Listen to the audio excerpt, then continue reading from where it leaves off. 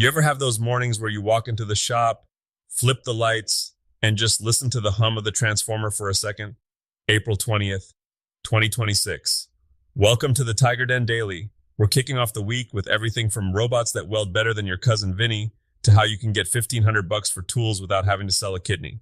I think Vinny's pride just took a hit, Tiger. But seriously, $1,500 for tools? That's like three-quarters of a high-end table saw or a lifetime supply of those tiny mechanical pencils everyone loses. It's a game changer for the guys just starting to get their boots dirty. But before we get to the free money, we've got to talk about the sci-fi stuff hitting the metal shops. Cirrus Automation just updated their HF pre-weld inspection system. Basically, it's a set of digital eyes that catches a seam gap or a bad fit-up before the arc even strikes. So it's basically a nanny for pipe welders? More like a guardian angel for your margins. I remember building a stainless manifold years ago, spent 6 hours on the fit-up, or so I thought. The second the heat hit it, the whole thing pulled like a cheap suit because one gap was a hair too wide. I ended up with 60 pounds of very expensive scrap metal. This tech makes sure you aren't lighting money on fire before you even begin. Speaking of lighting things on fire, what's this about humanoid robots in shipyards? I've seen the movies. It usually ends with the robots deciding they're the bosses. They already think they are, Alex. No, the South Korean shipyards are actually putting these assistants into the tight spots. Imagine having to weld a bulkhead in a space the size of a kitchen cabinet where it's 110 degrees and your spine is twisted like a pretzel. These bots are taking the body breaker jobs. It keeps the master welders on their feet longer because they aren't destroying their knees in a crawl space. I can't exactly tease you for being old school if the technology is literally designed to keep your joints from creaking. But let's shift gears to the money. You mentioned a grant? Yeah, Bring Back the Trades is doing something incredible. They've got these monthly grants, $1,500, specifically for apprentices and students to buy tools. Look, starting out as a catch-22. You need the tools to do the job, but you need the job to pay for the tools.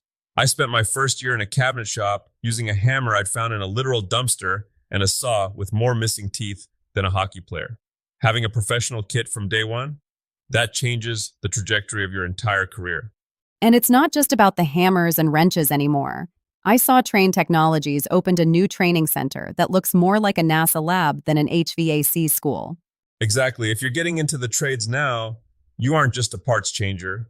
You're a systems integrator. You're dealing with smart home logic and ultra-efficient tech. The days of just kicking the furnace until it kicks over are dead. You have to be a bit of a nerd now.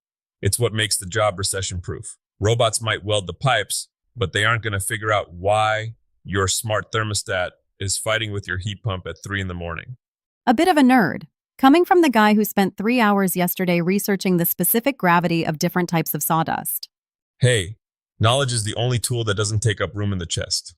Okay, let's talk about the moguls. Everyone wants to turn their garage hobby into a maker empire. But you're telling me that involves taxes and boring stuff? It's the bitter pill, Alex. Shopify just put out their 2026 guide, and the big takeaway is pre-sale validation. Most makers make the mistake of building 50 of something because they think it's cool. Then they realize the only person who wants a hand-carved Gothic toaster cover is their aunt. I mean, I'd buy a Gothic toaster cover. You're the outlier. But the real secret is the Beekman 1800 story. Those guys started with goats and soap. You know how many people sell soap? Everyone. But they didn't sell bubbles. They sold the story of kindness and the farm lifestyle. When you buy their stuff, you're buying into a piece of a world you want to live in. So you're saying I'm not just buying your lopsided birdhouse, I'm buying your vision of backyard harmony? Hey, those birdhouses were structurally sound. But yes, if you're a maker, stop selling the what and start explaining the why. If your table is made from a fallen oak on your grandfather's land, that's not just lumber. That's a legacy. People will pay for soul. They won't pay for just another commodity. All right, let's get practical for the weekend warriors. What's top of the list for the DIY mastery crowd? If you've got a dead corner in your house, do a built-in desk. It's the highest ROI project you can tackle. A couple of sheets of birch plywood, some clever trim work, and suddenly your clutter corner looks like a high-end library. It adds real equity to the house for the price of a nice dinner out. And for the people who want to show off? The cabinet humidor. It's the ultimate flex project. You have to master cabinetry, but you also have to understand environmental sealing and working with Spanish cedar. It's finicky, it's frustrating, and when it's done, It smells better than anything on earth. Better than the smell of a machine shop after a long day? Maybe not that good, but it's close. We've covered a lot today: robots, grants, goat soap, and built ins. What's the one thing people should take into their shops this Monday? Honestly, don't wait for the perfect setup. Whether you're applying for that $1,500 grant or just trying to figure out why your Shopify page isn't converting, the only way to get better is to get moving. Most people spend so much time sharpening the axe that they never actually swing at the tree. Go swing the axe, make a mess, fix it. That's how you actually learn the craft. Perfectly said. And if you make a mess, just tell everyone it's atmospheric art. Works for me. Stay hungry, stay humble, and keep building, folks. We'll see you tomorrow in the den.